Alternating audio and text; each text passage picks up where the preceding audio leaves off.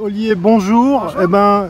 Pour nous faire plaisir pour les bonnes nouvelles, les mauvaises nouvelles on les laisse pour les médias traditionnels, raconte-nous les bonnes nouvelles sur le bilan de ta campagne comme tel que tu l'as vécu. Et deuxième question, bonne nouvelle ou mauvaise nouvelle, comment toi en tant qu'infirmière tu vois le débat du Ségur? Est-ce qu'enfin on va avoir quelque chose de positif pour le milieu médical et le secteur hospitalier après Covid au niveau des collectivités locales et État? Est-ce qu'ils vont mettre vraiment les moyens? Voilà, deux questions toutes simples. Alors commencer sur la première qui est aussi liée à la seconde, la première réponse qui est liée à la seconde. La première, c'est on a montré qu'en France, on pouvait faire un rassemblement de gens qui n'étaient pas issus de partis politiques mais qui étaient différents et qui étaient juste là parce qu'ils aimaient leur ville et qu'ils avaient envie de porter ce qu'ils savaient faire. Chacun est venu avec son talent, avec ce qu'il savait faire, avec une envie de travailler, une envie de construire, une envie de reconstruire cette ville. Et je crois qu'on a réussi aujourd'hui, on a un beau pique-nique tous ensemble qui prouve qu'au-delà de toutes nos différences, on peut travailler ensemble et c'est ce qu'il faut montrer en tous les cas, il faut pousser. Si on veut changer les choses, on a 10 ans pour changer le monde, hein. Le GIEC nous l'a dit, en ce qui concerne l'écologie, 70% des solutions sont locales. Donc les solutions locales, c'est la municipalité, d'où mon engagement depuis de très nombreuses années sur le sujet de l'écologie.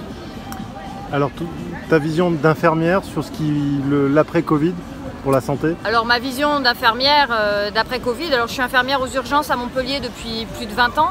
Et puis j'ai été bénévole dans un service Covid à Paris, à l'hôpital Saint-Louis.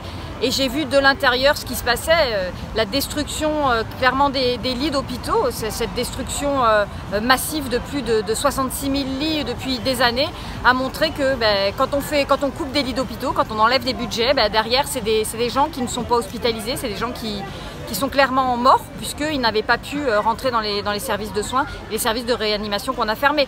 Donc on espère tous, hein, on l'a tous pensé quand on était sur notre canapé, on s'est tous dit, enfin moi je n'étais pas sur mon canapé mais je sais que mes amis se sont dit que il était temps de penser au monde d'après. Le monde d'après c'est maintenant, et maintenant qu'est-ce qu'on fait collectivement pour changer les choses? On ne peut plus accepter de se retrouver dans une France, dans un monde où à cause de ce changement climatique, on va se retrouver de plus en plus avec des virus, des choses compliquées à gérer. Donc unissons-nous au-delà de nos différences pour montrer qu'il est possible de changer les choses.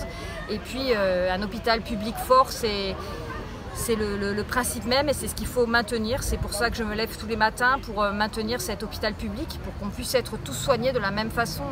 Sur Paris, dans les services Covid, on a été obligé de trier les patients. Par âge, par pathologie, parce qu'on n'avait pas la possibilité de soigner tout le monde. Et c'est la première fois que je vis ça dans ma carrière d'infirmière. Je n'avais jamais vécu ça avant. On a toujours eu de la place pour aider les gens, pour les soutenir, pour les soigner, pour les sauver. Et là, on a été obligé de faire du tri. C'est extrêmement difficile pour nous, profession soignante, d'être obligé de trier les gens. C'est terrible, vraiment. Merci Clotilde, à bientôt. Avec